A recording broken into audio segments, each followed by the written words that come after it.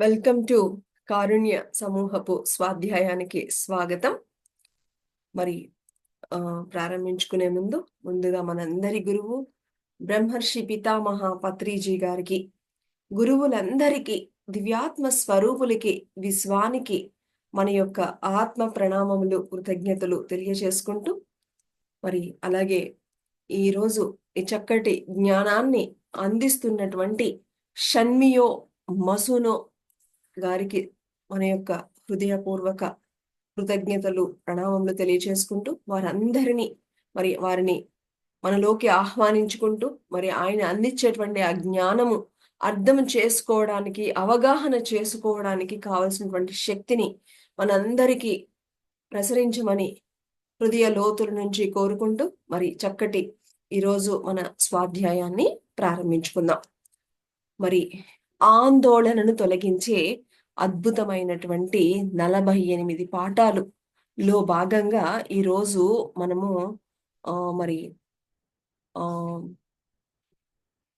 మరి ప్రారంభించుకుందాం my dear friends. నిన్నటి రోజున మనము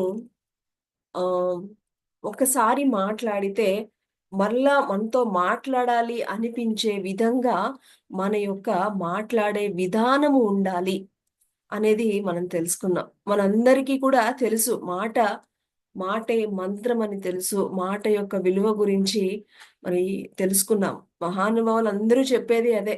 కానీ మన యొక్క మాట మాట్లాడినప్పుడు మళ్ళా వీళ్ళు ఎప్పుడు కనిపిస్తారా, వీళ్ళ మాటలు విందామా అనేటువంటి ధోరణిలో గనక మనం ఉంటే గనక మనం ఒక చక్కటి పందాలో వెళ్తున్నట్టు మై డియర్ ఫ్రెండ్స్.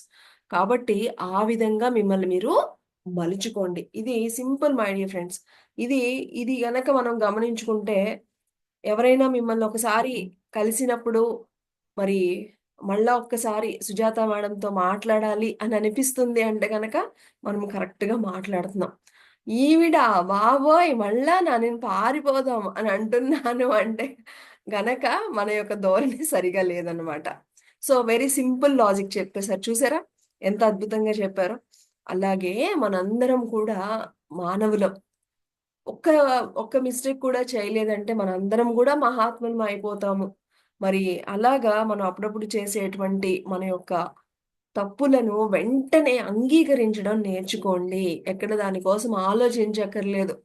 ఎరుకలో లేనప్పుడు ఎలాంటి వారైనా సరే తప్పులు చేయడం అనేది సహజం. కానీ ఆ తప్పు అని తెలుసుకున్న తరువాత దాన్ని చేసుకోవడానికి ప్రయత్నించకపోతే అది అసలైనటువంటి తప్పు అని మరి షణ్మియో మసునో గారు మనల్ని అందరినీ అలర్ట్ చేస్తున్నారు. ఎందుకంటే మనందరం కూడా మిస్టేక్స్ చేస్తూ ఉంటాం. సో వెంటనే వాటిని కరెక్ట్ చేసుకోండి, వాటికి క్షమాపణ అడగండి వెంటనే. మామూలుగా ఏదో కాదు, చక్కగా వారికి ఎదురుగా వెళ్ళి మీ యొక్క చక్కటి భావాలతో హృదయపూర్వకంగా మీ యొక్క క్షమాపణలను వారికి చెప్పండి అనేది చెప్తున్నారు. అలా లేకపోతే మీ ఇద్దరి మధ్య ఒక గ్యాప్ అనేది వచ్చేస్తుంది అనేది కూడా చెప్తున్నారు. అలాగే నిన్న మనము సహాయం కోసము అడగడానికి వెనుకాడవద్దు. పరిస్థితులు ఎప్పుడూ కూడా అందరి జీవితాలలో ఒకలాగా ఉండవు.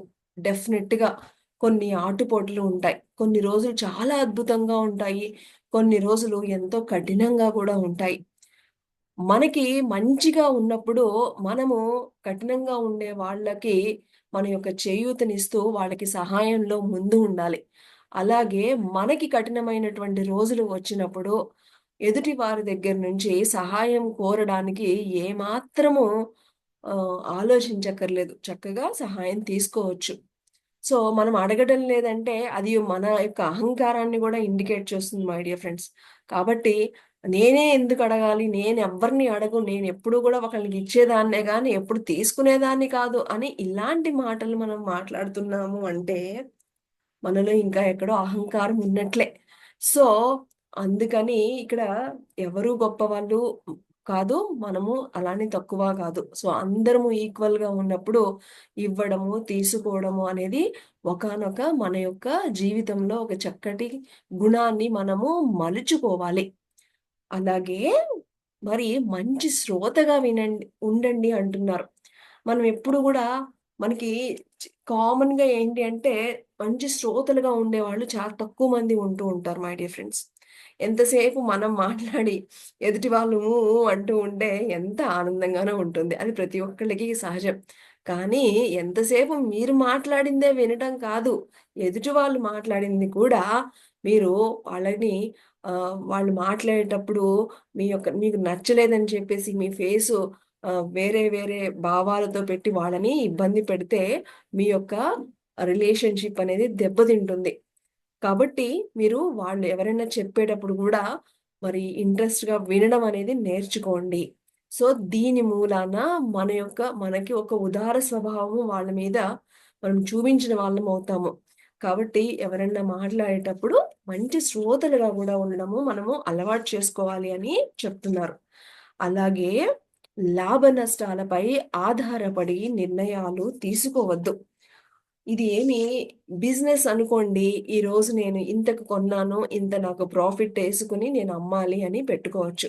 కానీ బంధాల దగ్గర మీరు అలాంటి ధోరణిలోకి వెళ్ళకండి. బంధాలు అనేవి ఎంతో అమూల్యమైనవి. కాబట్టి మీరు ఈ బంధంలో నాకు ఇలా బిహేవ్ చేస్తే నాకు ఏమి వస్తుంది? ఇలాంటి ధోరణిలో ఉండవద్దు అని మన జీవితాన్ని అద్భుతంగా మలుచుకునేటువంటి అత్యున్నతమైనటువంటి పాయింట్స్‌ని నిన్నటి రోజున తెలుసుకున్నాము డీటెయిల్డ్‌గా. మరి ఈరోజు మరికొన్ని అద్భుతమైన పాయింట్స్‌ని తెలుసుకుందాము. మరి ఈరోజు మొట్టమొదటి పాయింట్ వచ్చేసి డబ్బు. ఈ డబ్బు అంటే ఎవరికి చేదు? ఎంత ఇష్టమో కదా! మనకి డబ్బులంటే ఎంత ఇష్టమో. హ్మ్. కదా! కానీ దాన్ని ఏ విధంగా ఉపయోగించాలి అనేది కూడా తెలుసుకోవాలి అని చెప్తున్నారు. మనిషికి కోరికలు ఎలా ఉంటాయి అంటే, హిమాలయాలను అంతటిని కూడా బంగారంగా మార్చేసి మీకిచ్చేసినా కూడా, నాకింకా కావాలి అనేటువంటి తత్వంలో ఉంటారు మానవులు. సో, ఎంత ఇచ్చినా కూడా ఈ డబ్బు గురించి ఎవ్వరికీ గూడా అక్కడితో ఆగడం అనేది ఏమీ ఉండదు అని చెప్తున్నారు. అంతిమంగా మనము ఆహ్, మనము కోరుకునేది మనము ఏమీ లేనప్పటికీ డబ్బు కోసం వెతుకుతూ ఉంటాం. డబ్బు అనేది ఏంటి అంటే, మనము కావాల్సినవి పొందడానికి డబ్బుని మనము సహాయంగా తీసుకుంటాం. కానీ మనం ఎలా అయిపోయిందంటే, మనకి ఫుల్‌గా ఉన్నాయి డబ్బులు అన్నీ ఉన్నాయి. కానీ గూడా మనం అక్కడితో ఆగడం లేదు. ఇంకా డబ్బు కావాలి, ఇంకా డబ్బు కావాలి అని మనందరం గూడా దాని వలలో చిక్కుకొని పోయి ఉన్నాము అని చెప్తున్నారు. సో, అది సరి అయినటువంటి మార్గము కాదు అని చెప్తున్నారు. అంతే కదా మై డియర్ ఫ్రెండ్స్. ఒక ఆహ్, వేలల్లో ఉన్నవాళ్ళు లక్షాధికారులవ్వాలనుకుంటారు. లక్షాధికారులలో ఉన్నవాళ్ళు మరి బిలియనేర్స్ ఇలాగా ఒక అడ్డు అనేది లేదు. అలాగే ఎంత ఉన్నా ఒక ఇల్లు ఉన్న వాళ్ళు అక్కడితో ఆగరు. ఇంకొక ఇల్లు కావాలి అనుకుంటారు. 2 ఇల్లు ఉన్న వాళ్ళు అందుతో ఆగదు. ఇంకొక పొలం గూడా ఉంటే బావుంటుంది అని దాని కోసం వెంపర్లాడుతూ ఉంటాం. ఇలాగా మనకెక్కడా గూడా ఆగడం అనేది లేనే లేదు. సో, ఆ డబ్బు వలలో మనందరం గూడా చిక్కుకుపోయాము అని చెప్తున్నారు. మరి మనం డబ్బు కోసం బతకడం లేదు. మనము కోరుకున్న దాని కోసము కష్టపడి పని చేయడానికి, సమాజానికి కొంత సహాయం చేయడానికి, దానికోసం మన డబ్బు కావాలి అని చెప్తున్నారు. చూసారా? మనకి ఎందుకు కావాలి అంటేనంటే డబ్బు మనకి కావలసినవి పొందడానికంటే కొంచెం డబ్బు కావాలి. రోజు మనం చక్కగా అమృత తుల్యమైనటువంటి ఆహారం తింటున్నాం. మంచి బట్టలు వేసుకుంటున్నాం. సో, ఇవి మన అవసరాలు. వీటి కోసం కంపల్సరీగా డబ్బులు కావాలి. అలాగే ఎవరన్నా ఏదైనా అడిగినప్పుడు ఒక రూపాయి ఇవ్వడానికి డబ్బులు కావాలి. కానీ మనము మరి అక్కడితో ఆగటం లేదు అని చెప్తున్నారు. ఇంకా ఏమని చెప్తున్నారంటే, ఎవరికైతే సంతృప్తి గురించి తెలిసిన వారు అయితే గనక, అది వాళ్ళ అంతరంగంలో గనక ఏర్పరుచుకుంటే, నేలపై పడుకున్నా కూడా మరి ఎంతో ప్రశాంతంగా పడుకుంటారు. మరి రాజభవనంలో నివసిస్తున్న సంతృప్తి చెందని వారు గనక ఉంటే గనక, ఎంత కోట్ల ఆస్తి ఉన్నా కూడా వాళ్ళకి ఏ మాత్రము సంతృప్తి అనేది ఉండదు అని చెప్తున్నారు. మరి ఎప్పుడైతే నాకు సంతృప్తి ఉంది, నాకు ఈ రోజుకి నేను ఈ విధంగా ఉన్నందుకు నేను కృతజ్ఞతుడిని అని ఎవరైతే మీ జీవితాన్ని గడపగలుగుతారో మరి మరి మీరు ఎంత సాధారణంగా ఉన్నప్పటికీ కూడా మీరు ఆత్మస్థితిలో ఎంతో సమృద్ధిగా సంతృప్తిని ఉన్నట్లు. చూడండి మై డియర్ ఫ్రెండ్స్. ఇది మన మన ఆత్మతో మరి అలా కాకుండా మీరు నాకు ఎన్ని ఉన్నా కూడా సరిపోలేదు. నాకు ఇంకా పెద్ద భవనం కావాలి. ఇంకా నాకు ఇన్ని రకాల సౌకర్యాలు కావాలి అని ఎంత ఉన్నా కూడా మనము అసంతృప్తితో ఉంటే గనక మీ యొక్క ఆత్మ సృష్టించిపోతుందంట మై డియర్ ఫ్రెండ్స్. చూడండి మరి. కాబట్టి మీరు మనకి షర్ట్స్ కూడా ఉంటాయి చూడండి మై డియర్ ఫ్రెండ్స్. మనము ఏదైనా ఒక వస్తువుని కొన్నా కూడా మనము ఏదో మనకి అవసరానికి ఒకటి ఉంది అని అనుకోము. కాదు, మనకి బ్రాండ్స్ కావాలి. నాకు ఆ బ్రాండ్ కావాలి, ఈ బ్రాండ్ కావాలి. ఆ బ్రాండ్ అయితే గనక ఇంత ఎక్కువుంటుంది. కాబట్టి నాకు ఎక్కువ విలువ ఉన్నటువంటి బ్రాండే కావాలి. ఇలాగ వెళితే గనక మనకెప్పటికి కూడా తృప్తి అనేది ఉండదు. మీకు ఒక వస్తువు కొనాలి అంటే, ఆ వస్తువు వల్ల మీకు కలిగినటువంటి మీకు ఉపయోగం ఉంది. సో, అది కొనుక్కున్నారు. అక్కడితో ఆగారంటే పర్వాలేదు. కానీ నాకు హైయెస్ట్ బ్రాండ్ ఉన్నదే కావాలి. అప్పుడే నాకు తృప్తి ఉంటుంది అంటే గనక మీకెప్పుడు కూడా తృప్తి ఉండదు. కాబట్టి మీకు అక్కడ మీ దృష్టి అంతా కూడా ఆ యొక్క ఉత్పత్తుల మీద మరి ఎప్పుడు కూడా మరి ఉంటుంది. అప్పుడెప్పుడు కూడా మీకు ఎక్కడ కూడా అక్కడ అతృప్తి అనేది ఉండదు అని చెప్తున్నారు. మీరు ఎంత మీరు ఎంత పెద్ద కోటీశ్వరులైనా అవ్వండి, ఎంత పెద్ద బిలియనీర్ అయినా అవ్వండి, మీరేమన్నా ఎక్కువ తింటున్నారా? లేదు కదా! అందరూ తినేది ఇంత అన్నము. అంతే కదా! ఎంత తింటాం మనము? ఎంత తింటాం అన్నము? ఉదయం కొంచెం అన్నము, మధ్యాహ్నం కొంచెము, సాయంత్రం కొంచెం. మీరు బిలియనీరు, మీరు కొన్ని కోట్లున్నా కూడా, మీ కోట్లు ఇన్నున్నాయని చెప్పేసి మీరేమన్నా ఇంత భోజనం చేస్తున్నారా? లేదు కదా! అందరూ తినేది ఆ చిన్ని పొట్ట కోసం అని చెప్పేసి తినేది ఆ కొంచెమే. దానికోసమే. కానీ మరి మీరు ఎంత గొప్పవారైనా మీరు మేల్కొన్నప్పుడు మీకు కావాల్సింది మనకి ఉండడానికి, కూర్చోవడానికి ఒక చిన్న ఇప్పుడు నేను చైర్‌లో కూర్చునంటే నాకొక చిన్న ప్లేస్ కావాలి. నిద్రపోతే గనక ఇంకొంచెం పెద్ద ప్లేస్ కావాలి. అంతేగాని భోజనానికి కావాల్సింది మహా అయితే మనం వంట చేసుకోవడానికి, వండుకోవడానికి ఒక 4, 5 గిన్నెలు. అంతే కదా! అంతకంటే ఇంకేముంటుంది? మీరు సంతృప్తి గురించి తెలిసిన వ్యక్తి అవుతారో మరి లేదా అక్కడితో ఆగకుండా నాకు అవి కావాలి, ఇవి కావాలి అని అసంతృప్తితో ఉంటారో, సో, ఈ జీవితం అనేది మీకు 2 రకాలైనటువంటి చాయిస్ ఇస్తుంది. మీరు ఏ చాయిస్‌ని వెతుక్కుంటారో, ఎలా ఉంటారో అనేది మీ ఇష్టమని మరి మనకిక్కడ షన్మియో మసునో గారు చెప్తున్నారు. మీరు మీ యొక్క ఆత్మ తృప్తితో సంతృప్తిగా ఉండాలి అని అనుకుంటున్నారా? లేదు, కాదు, నాకింకా ఎంత ఉన్నా సరిపోదు అని అసంతృప్తితో అలాగే ఉండాలి అనుకుంటున్నారా? మీరే మార్గాలు మరి ఎంచుకోండి అని చెప్తున్నారు. ఇక మరొక పాయింట్,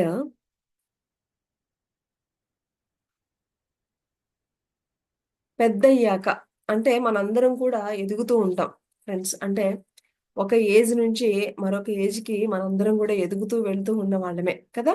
వాస్తవానికి మరి ప్రజలు ఎప్పుడైతే రిటైర్మెంట్ వయసుకు చేరుకున్న తరువాత ఇక అంతా అయిపోయింది, శూన్యం అని అనుకుంటూ ఉంటారు. ఎందుకంటే రిటైర్మెంట్ వచ్చేసింది అంటే గనక మరిక పనులు చేయడం మానేస్తారు. ఇంక రోజంతా గూడా ఆ టీవీ చూడడము, అలా కూర్చొని ఎప్పుడు ఎంతో యాక్టివ్‌గా ఆఫీస్‌కెళ్ళాలి అంటే ఏం చేస్తాము? మార్నింగ్ లెగుస్తాము. గబగబా రెడీ అవుతాము. టిఫిన్ చేస్తాము. పరిగెత్తుకుంటూ వెళ్తాము. మళ్ళా రాగానే బోలెడన్ని పనులు. ఇలాగా ఆఫీస్‌కి వెళ్తే గనక చాలా అంటే చాలా చురుకుగా ఉన్నట్లుగా మనం ఈ బిజినెస్ గాని ఉంటే గనక అవుతారు. కానీ ఒక రిటైర్మెంట్ స్టేజ్‌కొచ్చిన తర్వాత మరి ఆ చురుకుదనము ఏమీ చేయకుండా మీరు పోతున్నట్టుగా మీరు ఫీల్ అవుతూ ఉంటారు. ఎందుకంటే చూడండి, ఎంతో ఎంతో పెద్ద పెద్ద పొజిషన్స్‌లో ఉన్న సీఈఓలు కానివ్వండి, ఎంతో పెద్ద కార్పొరేట్ యోధులుగా ఉన్న వాళ్ళు ఎలా అయిపోతారంటేనట, నేలపై తడి ఆకుల వలె అయిపోతారు అని చెప్తున్నారు. అంటే నేలపైన తడి ఉన్నప్పుడు ఆకులు అంటుకుపోతాయి. అక్కడి నుంచి అవి కదలవు. అలాగా అంటుకుపోతాయి గదా! అలాగా రిటైర్మెంట్ స్టేజ్‌కొచ్చాక కదలకుండా ఆ చురుకుతనం అనేది పోతుంది కదా! వృద్ధాప్యం కష్టంగానే ఉంటుంది. కానీ ఉద్యోగం నుంచి రిటైర్ అయినంత మాత్రాన జీవితం నుంచి రిటైర్ అయినట్లు కాదు గదా! అని చెప్తున్నారు. మరి మీకు వయసు పైబడిందనే బాధపడే బదులు వృద్ధాప్యంలో కూడా వచ్చే ప్రయోజనాలు ఏమిటో కనుగొనడానికి ఎందుకు ప్రయత్నించడం లేదు అంటున్నారు. ఇది ఫ్రెండ్స్. ఈ జీవితం అనేది మహా అద్భుతమైనది. ప్రతి ఒక్క దశలో గూడా కొన్ని మనం చూసుకునేటువంటి ఆ తీరుని బట్టి మనకు అన్ని ప్రతి దానిలో గూడా ఎన్నో ప్రయోజనాలు గూడా ఉన్నాయి. మీరు ఆ వృద్ధాప్యంలో గూడా ఉన్న ప్రయోజనాల గురించి మీరు ఎందుకు ఆలోచించడం లేదు అని చెప్తున్నారు. మీరు దీర్ఘాయుష్యుతో జీవిస్తున్నప్పుడు మీ జీవితాన్ని సుసంపన్నం చేసే అనుభవాల సంపదని కూడబెట్టుకొని ఉంటారు. కష్టాలు, పోరాటాలు మధ్య పట్టుదలతో ఉండడానికి మిమ్మల్ని మీరు తరచుగా సన్నద్ధం చేసుకుంటూ ఉంటారు.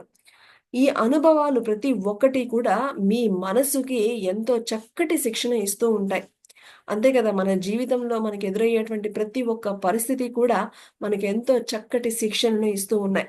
మీలో మీకు రోజు రోజుకి ఏమవుతుంది అంటే, ఈ యొక్క అనుభవాల ద్వారా మీ యొక్క వయస్సుతో పాటు మీకు వాటిని అర్థం చేసుకునేటువంటి స్థితి కూడా ఎప్పటికప్పుడు మారుతూ ఉంటుంది. మీలో ఎంతో ఉదారమైనటువంటి స్ఫూర్తి అనేది నెమ్మది నెమ్మదిగా కలుగుతూ ఉంటుంది. జీవితంలో అంతే కదా మై డియర్ ఫ్రెండ్స్. మనం చూడండి, మనం గూడా గమనించుకుంటే, మనల్ని మనం గమనించుకుంటే, మనము ఒకానొక సెవెంత్ స్టాండర్డ్‌లో ఉన్నప్పుడు మనం ఎలా ఉండేవాళ్ళము? 10థ్ స్టాండర్డ్‌లో ఉన్నప్పుడు మన యొక్క ఎలా ఉండేవాళ్ళము? ఒక ఒక మంచి శక్తి ఉన్నప్పుడు, ఒకానొక అన్నీ ఉన్నప్పుడు, అసలు ఏది అంటే అది ఉన్నటువంటి ఒకానొక శక్తివంతమైనటువంటి స్థితిలో మనల్ని ఎవ్వరు పట్టుకోలేరు మై డియర్ ఫ్రెండ్స్. సో, దేనికి గూడా మనము తగ్గము. తగ్గేదేలే అని ఎగురుతూ ఉంటాం. కానీ నెమ్మది నెమ్మదిగా ఒక్కొక్క అనుభవము చవి చూసిన తరువాత నెమ్మది నెమ్మదిగా మనలో ఆ ఉదార స్వభావము అనేది పెరుగుతూ ఉంటుంది. ఒకప్పుడు ఎంతో ఇదిగా ఉండేవాళ్ళము నెమ్మది నెమ్మదిగా అర్థం చేసుకుంటూ తగ్గడం అనేది నేర్చుకుంటూ ఉంటాము. సో, మీరు హ్మ్. ఎన్నో విషయాలు ఒకప్పుడు మీరు ఎలాంటి విషయాలైతే మీరు సహించినటువంటి విషయాలు ఏవైతే ఉంటాయో, అవి అప్పుడు ఒకప్పుడు మీరు ఏవైతే నేను అంగీకరించనంటే అంగీకరించను అనేటువంటి ఎన్నో విషయాలు, కొన్ని సందర్భాలు, కొన్ని అనుభవాల తరువాత మీలో అవన్నీ గూడా అంగీకరించడం అనేది నెమ్మది నెమ్మదిగా మొదలవుతూ ఉంటుంది. మీ యొక్క ఆలోచన మార్గాలలో మరి ముందుకు సాగడం అనేది జరుగుతూ ఉంటుంది. మరి ఈ ఉదార స్వభావం అనేది మరి మిమ్మల్ని మీరు చక్కగా మలుచుకోవడానికి, సన్నద్ధంగా చేసుకోవడానికి ఈ వృద్ధాప్యము అనేది అంటే మన యొక్క అనుభవాలు పెరిగే కొద్దీ మనలో ఆ యొక్క ఉదార స్వభావం అనేది ఉంటుంది. అంతే కదా మై డియర్ ఫ్రెండ్స్. చూడండి, మనకి ఒకానొక మంచి స్థితిలో అంటే ఒకానొక యంగ్‌స్టర్‌కున్న స్థితి డిఫరెంట్ ఉంటుంది. ఒకానొక తండ్రిగా ఉన్నప్పుడు ఒక స్థితి ఒకటుంటుంది.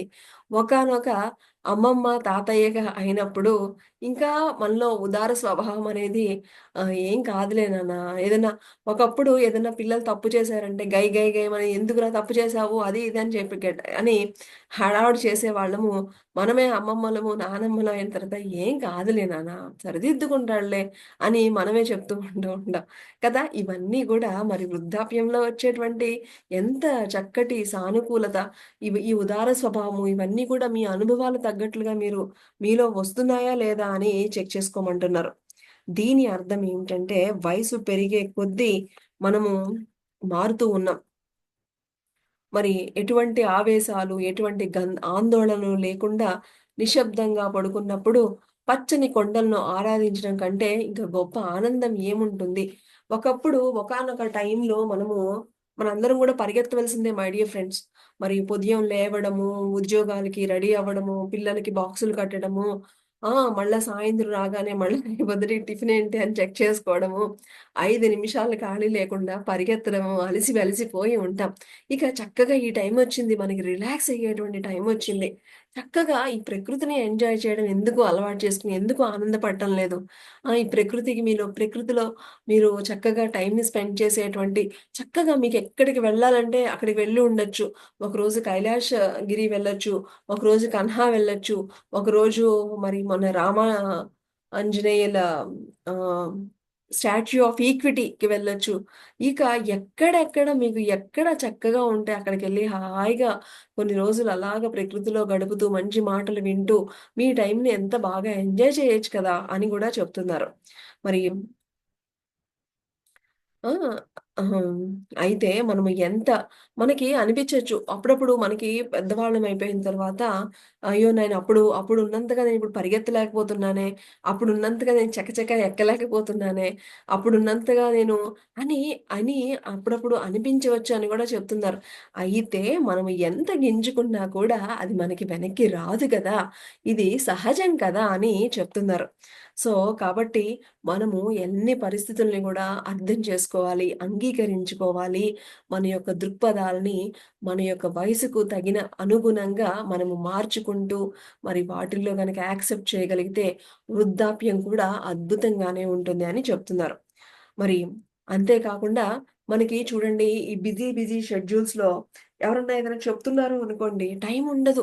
అబ్బా! నాకు ఆఫీస్ టైమ్ అయిపోతుందమ్మా నేను వెళ్ళిపోవాలి అని ఉండదు. కానీ ఇప్పుడు వృద్ధాప్యంలో మనకి బోలెడంత సమయం.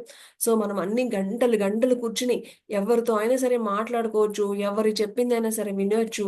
సో, వృద్ధాప్యంలో గూడా ఎన్నో ఉన్నాయి మనకి అని చెప్తున్నారు. సో మనకి మన యొక్క అనుభవాలతో గనక మనం ఈ పరిస్థితులన్నీ గూడా దాటి మనము వృద్ధాప్యంలోకి వెళ్ళినప్పుడు, మనకి చిన్న పిల్లలు చేసేవన్నీ చూసి, అవన్నీ మనం ఆల్రెడీ ఒకప్పుడు అనుభవించాం గాబట్టి, మనకి నవ్వు గూడా వస్తుంది వాళ్ళ చేష్టలు చూస్తూ ఉంటే. ఆ! అది గూడా మన యొక్క ఉదారతే గదా! అని చెప్తున్నారు.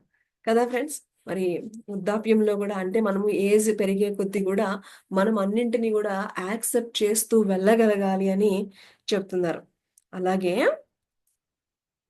అలాగే ఇంకా మన యొక్క రూపము, మన యొక్క ఆత్మపై కూడా ప్రభావం చూపుతుంది అని చెప్తున్నారు.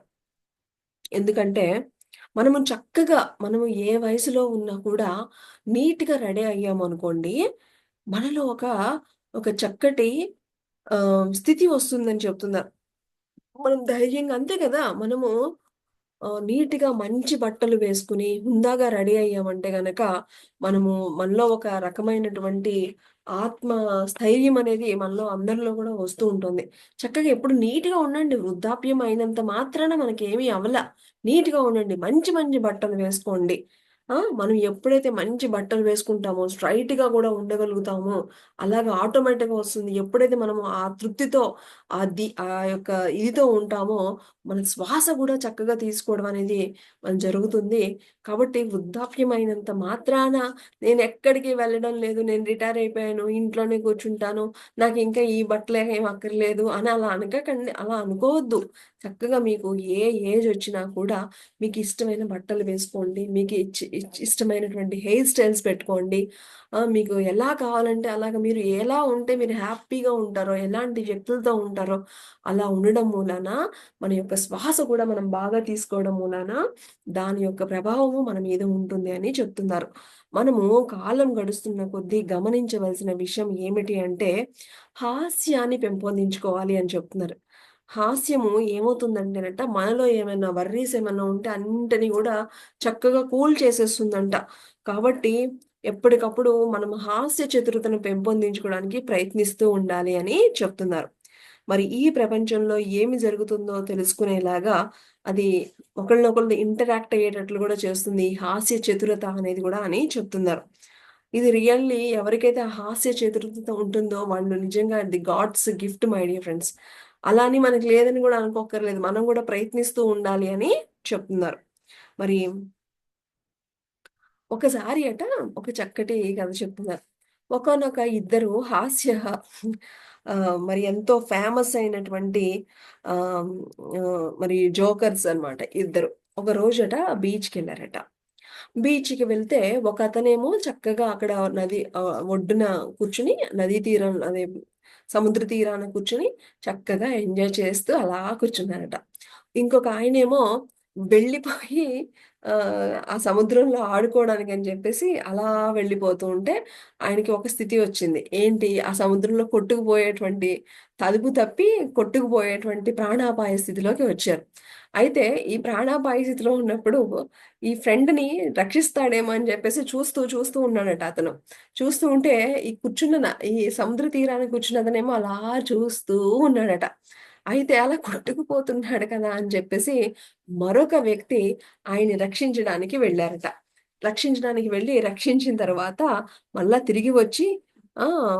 "ఏమిటి నువ్వు అలాగా నేనలాగా ప్రాణాపాయ స్థితిలో ఉంటే నన్ను ఏమాత్రము రక్షించడానికి రాలేదు ఏంటి?" అని అడిగాడట. అప్పుడు ఆ సముద్రం ఒడ్డున కూర్చున్నటువంటి ఆ ఫ్రెండ్ అన్నాడట,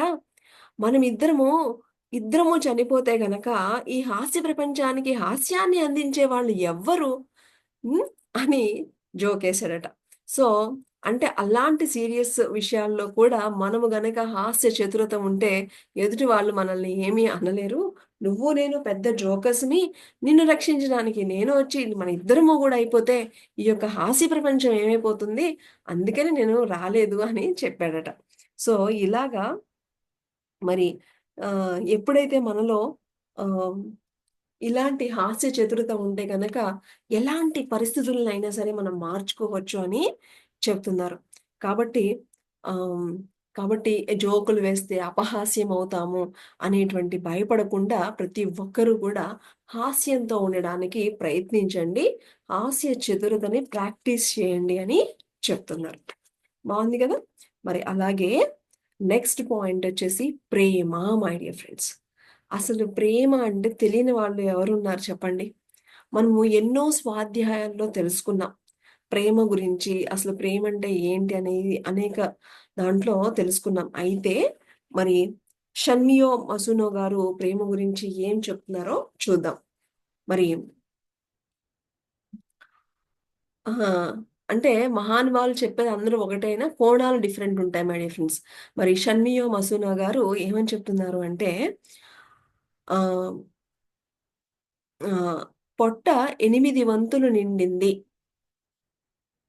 అనేది కన్‌ఫ్యూషియస్ బోధన అంటే 8% అంటే 10 మన కడుపు 10% వరకు తినగలదు అంటే గనక కన్‌ఫ్యూషియస్ ఇప్పుడు మన పత్రి సార్ గూడా చూడండి. ఎప్పుడు గూడా మన కడుపు నిండా తినకూడదు. కొంత ఖాళీ ఉంచుకోవాలని మన పత్రి సార్ గూడా మనం ఎన్నో సార్లు విన్నాం.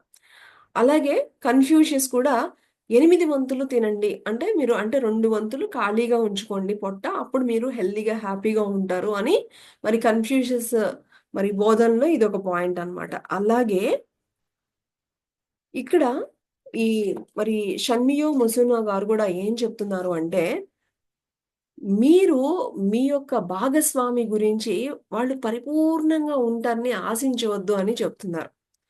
అంటే ఎలాగైతే మనం తినేటప్పుడు 2 వంతులు ఎలాగైతే ఖాళీగా పెట్టుకుంటామో, అలాగే మీరు మీ యొక్క భాగస్వామిని మీరు అనుకున్నట్లుగా 100% అని మీరు ఎక్స్‌పెక్ట్ చేయకండి. 80% వరకు ఎక్స్‌పెక్ట్ చేయొచ్చు అని చెప్తున్నారు. అలా అయితేనే మీరు ప్రేమలో ఉన్నట్టు అని చెప్తున్నారు. సహజంగా ఎందుకంటే ఎవ్వరు కూడా ఈ విశ్వంలో ఎవ్వరు ఎవరిలాగా ఉండరు. ప్రతి ఒక్కళ్ళు కూడా ఎవరికి వాళ్ళు భిన్నంగానే ఉంటారు. అయితే ఇది ఎప్పుడు కూడా మనం మర్చిపోకూడదు అని చెప్తున్నారు. మీరు మీ భాగస్వామి ఒకరి గురించి మరొకరు 80% గనక అర్థం చేసుకోగలిగితే, మీ ఇద్దరి మధ్య సంబంధము చక్కగా ఉంటుంది అని చెప్తున్నారు. మరి ఒకవేళ మీరు ఎవరినైతే ప్రేమిస్తున్నారో మీ భాగస్వామి గురించి ఒక 50% అర్థం చేసుకుంటే గనక సంబంధం కొంచెం కష్టమే అని చెప్తున్నారు. ఎందుకంటే ఉదాహరణకి కొన్ని ఎగ్జాంపుల్స్ చెప్తున్నా. మరి ఉదాహరణకి డబ్బు గురించి ఒక వైఖరి తీసుకుందాం. మీరు ఆహ్, ఒకరేమో డబ్బును బాగా పొదుపు చేసేటువంటి జాగ్రత్తగా ఉండేటువంటి వ్యక్తిత్వం ఉన్నవారు ఒకరు. మరి మరొకరేమో రోజు సంపాదన ఆ రోజు వచ్చిన సంపాదన ఆ రోజే కంప్లీట్ చేసేస్తున్నటువంటి మనస్తత్వం ఉన్నవాళ్ళనుకోండి.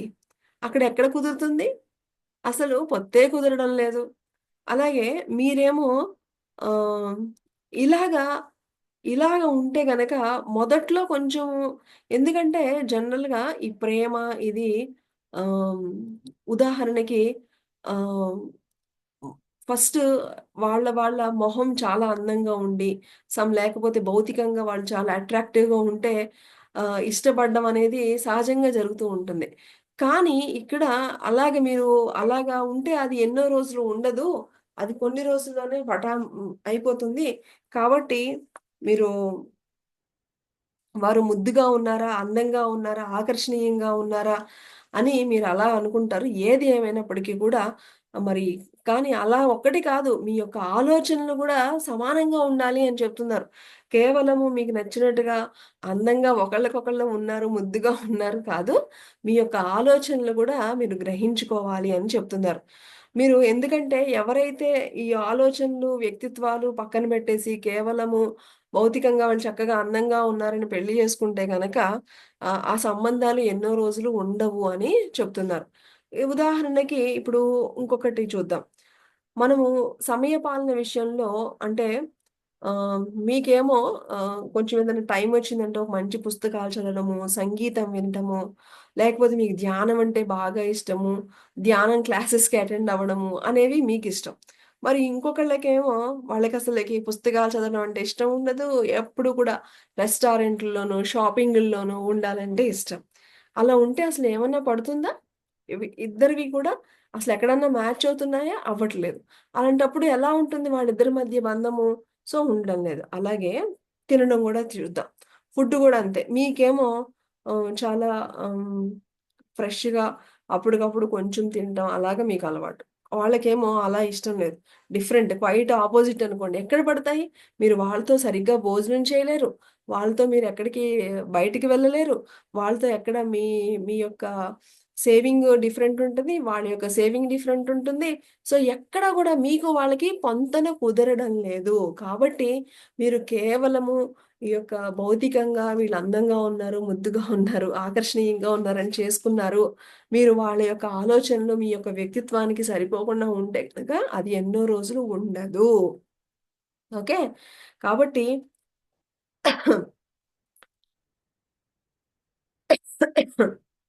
అందుకనే మీ ఇద్దరి మధ్య ఒక చక్కటి ప్రేమ ఉండాలి అంటే గనక ఏమని చెప్తున్నారంటే, కనీసము 80% అన్నా గూడా మీ ఇద్దరి అభిప్రాయాలు గనక మ్యాచ్ అయితేనే ఆ యొక్క బంధం అనేది అద్భుతంగా ఉంటుంది అని చెప్తున్నారు. కాబట్టి ఈ వివాహం అనేది చాలా చాలా మరి లైఫ్ లాంగ్ ఉండాల్సింది.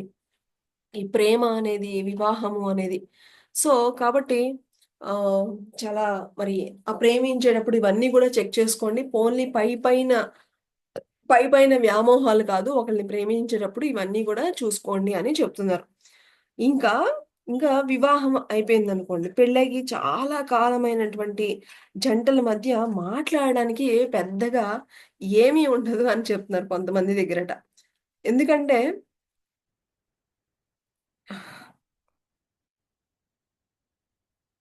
మరి ఒక భార్య ఏమంటుందంటే, మా ఇంట్లో చాలా అంటే మాటలు మాట్లాడేటప్పుడు నా హస్బెండ్ ఎప్పుడు గూడా వాళ్ళ మీద, వీళ్ళ మీద ఫిర్యాదులు చేస్తూనే ఉంటాడు.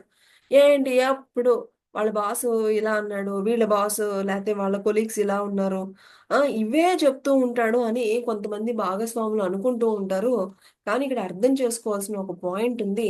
మీ జీవిత భాగస్వామి ఎక్కువగా ఫిర్యాదులు చేస్తున్నాడు అంటే మరి భర్త మరి ఎందుకు అంటే కొన్ని కొన్ని విషయాలు అందరితోనూ పంచుకోలేరు. సో, ఇప్పుడు ఒక ఆఫీస్‌లో పని చేస్తున్నారనుకోండి. ఒకళ్ళ మీద అన్నీ గూడా వీడిలా ఉన్నాడు, అలా ఉన్నాడని అక్కడ చెప్పలేరు. ఎందుకంటే అవి మళ్ళీ పెద్ద పెద్ద గొడవలయిపోతూ ఉంటాయి. కానీ లోపల ఏముంటుంది ఆ యొక్క ఈ భావాలుంటాయి. మనకు నచ్చక ఏవో కొన్ని ఫీలింగ్స్ ఉండిపోతూ ఉంటాయి. అవి ఏంటంటే ఎప్పుడు ఎవరికో ఒకళ్ళకి చెప్పుకుంటేనే వాళ్ళకి లోపల కొంచెం ప్రశాంతం అనేది ఉంటూ ఉంటుంది. సో, ఒక ఒక హస్బెండ్ ఇంటికొచ్చిన తర్వాత ఒక వైఫ్‌తో ఇలాగ చెప్తున్నాడు అంటే గనక దాన్ని ఎంతో ప్రేమతో వినాలి అనే చెప్తున్నారు. ఎందుకంటే అందరి దగ్గర అన్నీ చెప్పుకోలేరు. ఒక భార్య అంటే ఒక నమ్మకం. తన కోసం ఏదైనా సరే చేస్తుంది అనేటువంటి నమ్మకం. కాబట్టి మీరు మీ భర్త అలా ఉన్నాడు, ఇలా ఉన్నాడు అనేది వద్దు. మీ భర్త మీకు అలా అన్నీ చెప్తున్నాడు అంటే గనక మీ మీద ఆహ్, మనసులో ఎంతో నమ్మకం ఉంటేనే మీతో అన్నీ గూడా పంచుకోగలుగుతున్నారు. ఆ! మీరు మీకు పంచుకోవడం మూలన ఆయన గూడా ఒక చక్కటి కంఫర్ట్ లెవెల్స్ ఆయన ఫీల్ అవుతున్నారు. ఆయనకొక మీతో చెప్పుకుంటే ఎలాంటి ప్రాబ్లమ్ రాదు అనేటువంటి ఆ సురక్షితత్వాన్ని ఆయన ఫీల్ అవుతున్నారు. కాబట్టి దీని ఆహ్, భార్యలు గాని అర్థం చేసుకోవాలి. కొన్ని కొన్ని అందరూ గూడా అన్ని పాయింట్స్ అందరితో కూడా షేర్ చేసుకోలేరు. మరి భార్యాభర్తల వివాహ బంధం అనేది వాళ్ళిద్దరి మధ్య ఒక చక్కటి ఇలాంటివన్నీ గూడా షేర్ చేసుకోవడానికి ఒకళ్ళకొకళ్ళు బయట ఎక్కడ గూడా చెప్పుకోలేనివి అన్నీ గూడా చెప్పుకుని ఒకళ్ళకొకళ్ళు హెల్ప్ చేసుకునేటువంటి ఒకానొక అద్భుతమైన బంధము వివాహ బంధము అని చెప్తున్నారు. మరి ఆహ్, మీరు గనక ఆహ్, వచ్చినప్పుడు ఏమైనా చెప్తున్నప్పుడు మీరు చిరాకులు పెట్టారనుకోండి. చెప్తారా? మీ హస్బెండ్ చెప్తారా? ఎవరికైనా భర్త అయినా, భార్య అయినా పాపం ఎంతో ప్రేమగా ఏవో పాపం పంచుకోవాలని షేర్ చేసుకుంటున్నప్పుడు ఎప్పుడు ఏంటి ఏం చెప్తావు అని చెప్పేసి తిడుతున్నారనుకోండి. ఆయన ఏం చెప్తారు? ఆయన ఏం చేస్తారు? ఏమి చెప్పుకోకుండా ఏ డ్రింకింగ్ షాప్ దగ్గరికి వెళ్లి డ్రింక్ చేసి ఆళ్ళ ఫ్రెండ్స్‌తోను ఈళ్ళు వేరే వేరే వాటికన్నిటికి కూడా అడిక్ట్ అయిపోతూ ఉంటారు. కాబట్టి వివాహ బంధం అనేది చాలా అమూల్యమైనది. ఒకరినొకరు అర్థం చేసుకొని చక్కగా మరి ఉంటే గనక ఒక అద్భుతంగా మరి ఉంటుంది. మీరు గనక మరి చక్కగా ఒకరికొకళ్ళు అర్థం చేసుకొని, ఒకళ్ళకొకళ్ళని స్వాగతించుకుంటూ ఉంటే గనక ప్రతిరోజు కూడా అద్భుతంగా ఉంటుంది అని చెప్తున్నారు. మరి అలాగే ఒకళ్ళకొకళ్ళు గౌరవంతో ఉండండి. ధన్యవాదాలు ఎప్పుడు గూడా చెప్పుకుంటూ ఉండండి. అలాగే ఇప్పుడు చూడండి లాంగ్ ట్రిప్స్‌కి వెళ్ళినప్పుడు కొన్ని కొన్ని ఒకే ఇంట్లో ఉన్నా కూడా అన్ని విషయాలు గూడా చెప్పుకునేటువంటి సందర్భాలు గూడా రావు. కానీ ఎప్పుడైనా చూడండి ఫ్యామిలీతో మనం లాంగ్ ట్రిప్స్‌కెళ్ళినప్పుడు మనం ఇంకా ఎక్కువగా డీటెయిల్‌గా మాట్లాడుకోవడానికి, ఒకళ్ళనొకళ్ళు అన్నీ పంచుకోవడానికి కూడా ఒక చక్కటి మరి 24 ట్రావెలింగ్ కొన్ని ఒకసారి మనం 12 అవర్స్, 8 అవర్స్ అలాగ ఎదురు కూర్చొని ట్రావెల్ చేయాలి. అప్పుడు ఇంకా ఎక్కువ డీటెయిల్‌గా ఒకళ్ళనొకళ్ళు అర్థం చేసుకొని, మాట్లాడుకొని, సరిచేసుకునేటువంటి అవకాశాలు గూడా వస్తూ ఉంటాయి. కాబట్టి విహారయాత్ర ఇవన్నీ గూడా చక్కగా మీ ఇద్దరి మధ్య బంధాలు అవి పెరగడానికి గూడా ఎంతో హెల్ప్ అవుతుంది.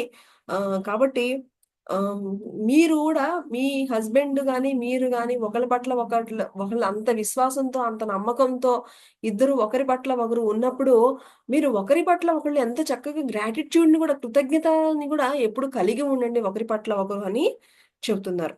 ఓకే. అదే కదా ఫ్రెండ్స్ మరి.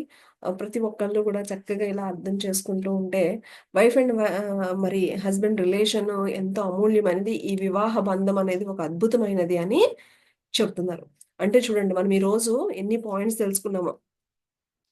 అంటే మరి ఆహ్, అంటే డబ్బుని మనము మరీ దాని వెనకాల వెంపర్లాడకుండా, దాన్ని మన అవసరాలకు తగిన విధంగా ఉపయోగించుకోవాలని తెలుసుకున్నాము. అలాగే మనకి ఏజొచ్చేస్తుందని మనము కాకుండా ప్రతి ఒక్క దశలో కూడా మనము మన దానిలో ఉన్నటువంటి పాజిటివ్‌ని చూసుకొని ముందుకు వెళ్ళాలని తెలుసుకున్నాము. అలాగే ప్రేమ అంటే కేవలము పైపైన ఆకర్షణ కాదు, మీ యొక్క వ్యక్తిత్వాలు గూడా మ్యాచ్ అవ్వాలి. అదే అసలైన ప్రేమని తెలుసుకున్నాము. అలాగే నెక్స్ట్ వివాహం అనేది ఒక అద్భుతమైనటువంటి రిలేషను. ఒకరికొకరు ఎంతో సపోర్ట్ ఉంటుందని తెలుసుకున్నాము. అలాగే పిల్లలు మై డియర్ ఫ్రెండ్స్. పిల్లల గురించి మరి షన్మియో మసున గారు ఏం చెప్తున్నారంటే, ఒకప్పుడు, ఒకప్పుడు పిల్లలు అంటే అప్పుడు చాలామంది పిల్లలుండేవారు. ఒకళ్ళనొకళ్ళు తోబుట్టువులు పట్టించుకోవడం అనేది చాలా సహజం. అప్పట్లో చాలా ఇదిగా ఉండేది. ఇప్పుడు మరి ఇప్పుడు చిన్న పిల్లలు ఇప్పుడు పిల్లలు ఎవరింట్లో చూసినా కూడా మనం పూర్వం చూసినట్లయితే గనక ఒక ఇంట్లో 5, 6గురు అప్పచెల్లెళ్ళని లేకపోతే అన్నదమ్ములని 10 మంది గూడా ఉండేటువంటి ఫ్యామిలీస్ గూడా ఉన్నాయి కదా! కానీ ఇప్పుడెక్కడ ఉన్నాయి? ఇప్పుడు ఒక్కళ్ళే ఎక్కువ. ఇద్దరు అంటే అమ్మో! అంటున్నారు ఇప్పుడిద్దరు. అవునా? కాబట్టి ఎందుకంటే ఇప్పుడు వాళ్ళ యొక్క వాళ్ళు పిల్లలు పుట్టారు అంటే వాళ్ళ కోసం ఇక ఫుల్ ఫ్యూచర్ ప్లాన్స్ అన్నమాట. ఏ స్కూల్‌లో, ఏ ఇంటర్నేషనల్ స్కూల్‌లో జాయిన్ చేయాలి. ఎక్కడ అని చెప్పేసి ఎన్నో ఎన్నో ఇక అసలు పేరెంట్స్ ప్లానింగ్ అయితే మామూలుగా లేదు. ఆ! ఆహ్, ఈ ఈ యొక్క పిల్లల పెంపకం అనేది తల్లిదండ్రులు చాలా చాలా ఇంపార్టెంట్ అని చెప్తున్నారు. పిల్లలకి మనకి ఆహ్, ఆహ్, ఒక సినిమా గూడా ఉంది. అందులో 'ప్రకాష్ రాజు' పాపం వాడికి ఏది గూడా సెలెక్ట్ చేసుకునేవాడు. ఒక షర్టు సెలెక్ట్ చేసుకుంటుంటే, కాదు నాన్న నీకు ఈ షర్టే బావుంటుందని ఆ షర్ట్ కొనిచ్చేస్తాడు. నేను ఇది తింటాను నాన్న అంటే, కాదు నీకు ఇదైతే హెల్తీరా అని జెప్పేసేసి ఈయనకి నచ్చిందే పెడుతూ ఉంటాడు. నాన్న నేను ఈ గేమ్‌లో జాయిన్ అవ్వాలంటే ఇది గాదు. ఈ గేమ్ అయితేనే నీకు అన్ని విధాలా సూట్ అవుతుందని జెప్పేసి అన్నీ గూడా పేరెంట్స్ ఇప్పుడు ఎలా ఉన్నారు అంటే, వాళ్ళ యొక్క ఆహ్ వాళ్ళకి పిల్లలకి వాళ్ళకిష్టం వచ్చింది కాకుండా మీ యొక్క ఇష్టాలన్నింటిని గూడా వాళ్ళ మీద రుద్దుతున్నారు. అలా ఉండకూడదు అని చెప్తున్నాను మై డియర్ ఫ్రెండ్స్. ఇంకా పిల్లలకి చిన్నప్పటి నుంచి గూడా వ్యక్తిత్వం అనేది చాలా చాలా మరి ఆ విధంగా ఉంటే వాళ్ళకుండేటువంటి చిన్నప్పటి నుంచి వాళ్ళు బిల్డప్ చేసుకోవాల్సిన వ్యక్తిత్వం అనేది వాళ్ళు కోల్పోతూ ఉంటారు. అన్నింటికి ఏది కూడా వాళ్ళు సరైనటువంటి నిర్ణయాలు తీసుకోకుండా అన్నీ కూడా మా నాన్నగారు చెప్తేనే చేస్తాను. మా అమ్మగారు చెప్తేనే ఇది తింటాను. ఇంకా వాళ్ళకంటూ ఇండివిడ్యువల్‌గా నాకిదిష్టం నేనిదే తింటాను. లేకపోతే నాకిలాంటి కలర్ అంటే ఇష్టం నేనిదే వేసుకున్నా కాదు. మా అమ్మకి ఆ కలర్ కాబట్టి నేనదే యేసుకుంటాను. మా డ్యాడీకి ఇలా అంటే ఇష్టం కాబట్టి ఇదే యేసుకుంటాం. ఇక వాళ్ళకంటూ వాళ్ళ ఇంక పేరెంట్స్ ఏది చెప్తే అలాగా కాకుండా వాళ్ళకంటూ ఒక వ్యక్తిత్వం లేకుండా పెరుగుతున్నారు అంటే అది సరి అయినటువంటి శిక్షణ కాదు అని చెప్తున్నారు. ఇప్పుడు అలాగే పిల్లలు ఆహ్ ఉంటే ఇప్పుడు ఇంకా ఏమని చెప్తున్నారంటే, మనకి మనమే సొంతం కాదు. ఈ పరిస్థితులు ఎప్పుడు ఎలా ఉంటాయో మనకి తెలీదు. అలాంటప్పుడు పిల్లలు ఓహ్, వాళ్ళు మన కోసం ఇది చేయాలి, అది చేయాలి అనుకోవడం ఎంతటి మూర్ఖపు ఆలోచన అని చెప్తున్నాను మై డియర్ ఫ్రెండ్స్. సో, వాళ్ళ మీద ఆహ్, మన గురించి మనకే ఇంకా సరిగ్గా ఏమీ ఇది లేదు. ఇక నా పిల్లలు కాబట్టి వాళ్ళు ఇలా చేయాలి, అలా చేయాలి ఇలాంటి ఆలోచనలు పెట్టుకోవద్దు అని కూడా చెప్తున్నారనమాట. సో, ముఖ్యంగా వాళ్ళకి అంటే ముఖ్యంగా దురాశ అంటే గనక అత్యాశ. చిన్న పిల్లలకి అత్యాశ నాకన్నీ కావాలి అనేటువంటి అత్యాశ.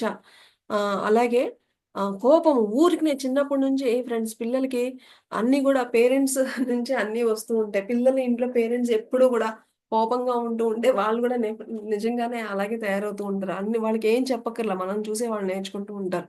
సో, అలాగా చిన్నప్పటి నుంచి గూడా వాళ్ళకి ఎక్కువ అన్నీ నాకే కావాలి అనేటువంటి దురాశ, అలాగే ఊరుకూరుకనే కోపాలు ఆవేశపూరితంగా ఉండడము, కోపం రావడము, అలాగే అజ్ఞానము. ఆ! సరైనటువంటి జ్ఞానం లేకుండా మూర్ఖంగా ఆలోచించడం అంటారు కదా! ఇలాంటి వాటి నుంచి వాళ్ళ పేరెంట్స్ గైడెన్స్ ఇవ్వాలి అని చెప్తున్నారనమాట. మరి సో, అలాగే వాళ్ళకంటూ ఒక ఇండివిడ్యుయల్‌గా స్వేచ్ఛగా వాళ్ళని మీ యొక్క ఆలోచనలన్నీ పూర్తిగా వారి మీద రుద్దకుండా, వాళ్ళని గూడా అర్థం చేసుకుంటూ గూడా ఒక చక్కటి ఇది ఉండాలి అని చెప్తున్నారు.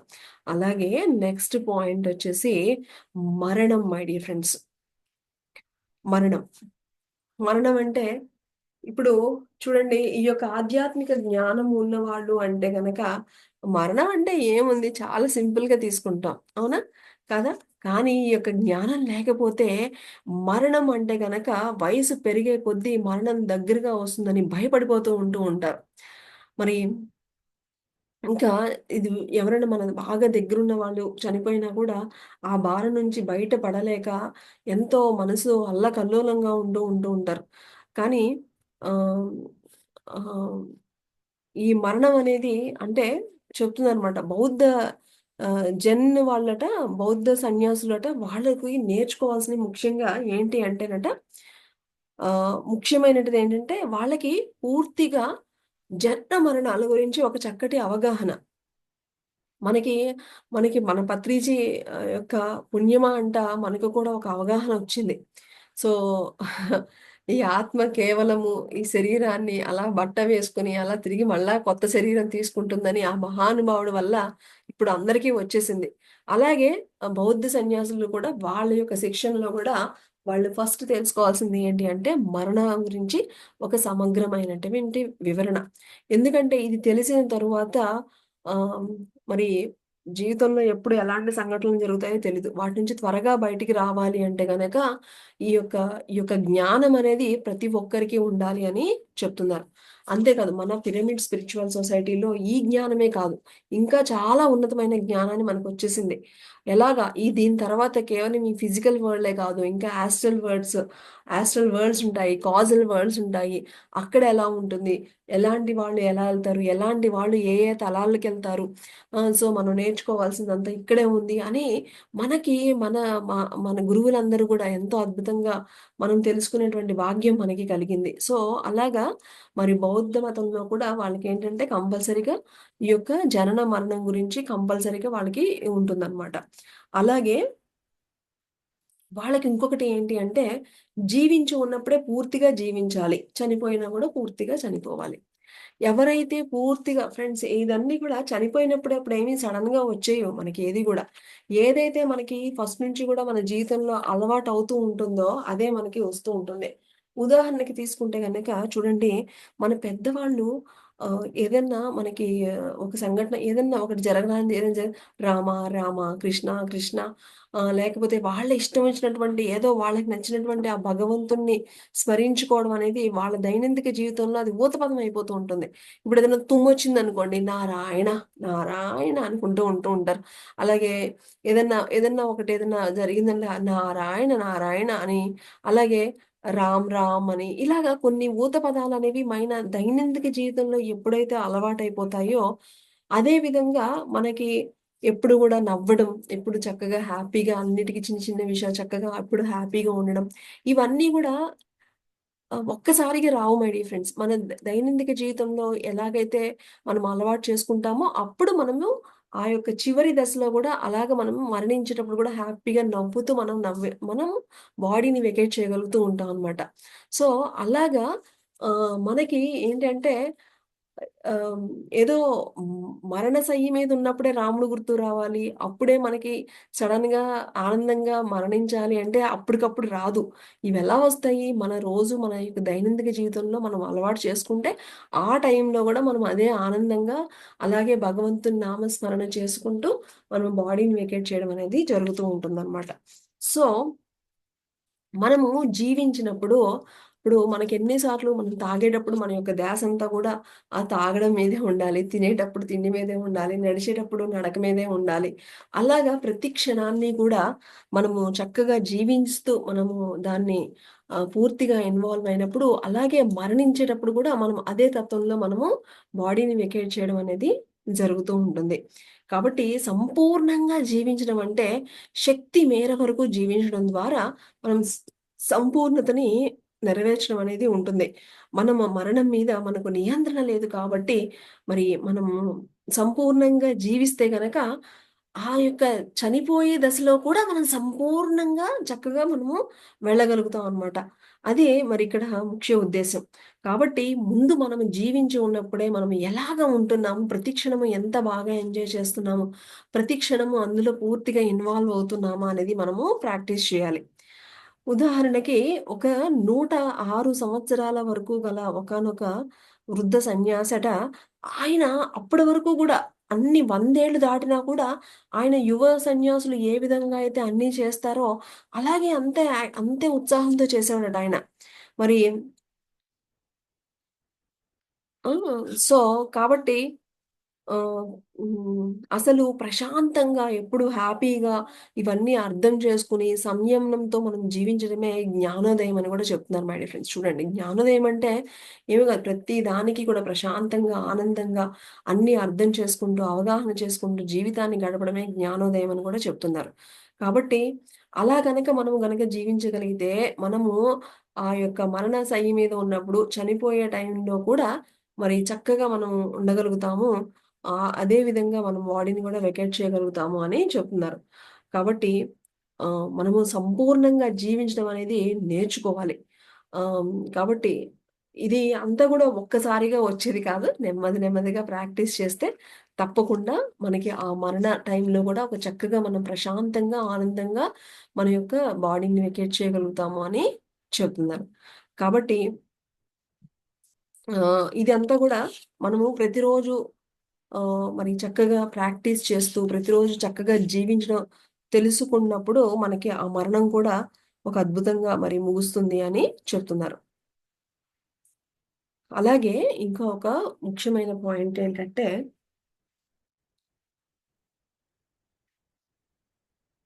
మరి ఆహ్, వాళ్ళకట ప్రతి సంవత్సరము కూడా డిసెంబర్ ఆహ్, డిసెంబర్‌లో వాళ్ళు ఒక వేడుక జరిగేదట వాళ్ళలో. వాళ్ళకి. జైన్ వాళ్ళకి ఒక వేడుక జరిగేదట. అందులో వాళ్ళు ప్రీవియస్ అంటే వాళ్ళ గత సంవత్సరంలో ఏమైతే వాళ్ళు చేశారో, వాళ్ళకి ఎలా ఉంటే బావుండేది, ఇవన్నీ గూడా రాసుకునేవారంట మై డియర్ ఫ్రెండ్స్. అవన్నీ గూడా.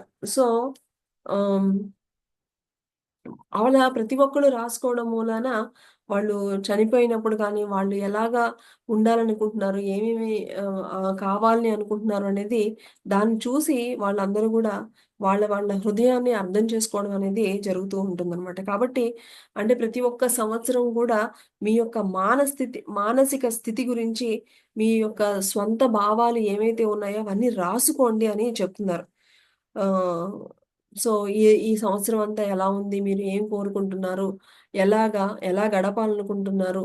అవన్నీ గూడా రాసుకోండి అని చెప్తున్నారనమాట. సో, ఈ విధంగా మరి ఆహ్, షన్మియో మసునో గారు మనకి చక్కగా ప్రశాంతంగా ఆనందమైన జీవితానికి ఆందోళన తగ్గించి హ్యాపీగా ఉండడానికి మరి చక్కటి 48 పాయింట్స్ మనకి అందించడం జరిగింది మై డియర్ ఫ్రెండ్స్. మరి అద్భుతమైన మరి ఆహ్ పాయింట్స్‌ని మనం తెలుసుకున్నాము. ఎన్నో కొత్త కొత్త పాయింట్స్‌ని గూడా మనం ఈ పుస్తకం నుంచి తెలుసుకున్నాము. మరి ఈరోజు ఇంతటి అద్భుతమైనటువంటి జ్ఞానాన్ని అందించిన షన్మియో మసునో గారికి మరొక్కసారి కృతజ్ఞతలు తెలుపుకుంటూ, రేపు ఈ పుస్తకంలో మరి అత్యున్నతమైనటువంటి ఈ యొక్క బుక్‌కి స్పెషాలిటీ ఉన్న పాయింట్స్‌ని ఓవరాల్‌గా మనందరం కూడా అందరం చక్కగా ఒక గ్రూప్ డిస్కషన్‌లో డిస్కస్ చేసుకుందాం. సో, ఈరోజు మరి రేపటితో మనకి ఓవరాల్ రివ్యూతో మనకి ఈ 'డోంట్ వర్రీ' అనేటువంటి ఒక అద్భుతమైన జ్ఞానాన్ని తీసుకొని మరొక యాత్ర చేసిన వాళ్ళమవుతాం రేపటితో. ఎవరు మిస్ అవ్వకండి. Thank you. మరి మరొక్కసారి షన్మియో మసునో గారికి మరొకసారి కృతజ్ఞతలు తెలుపుకుంటూ రేపటి మన స్వాధ్యాయంలో కలుసుకుందాం. Thank you.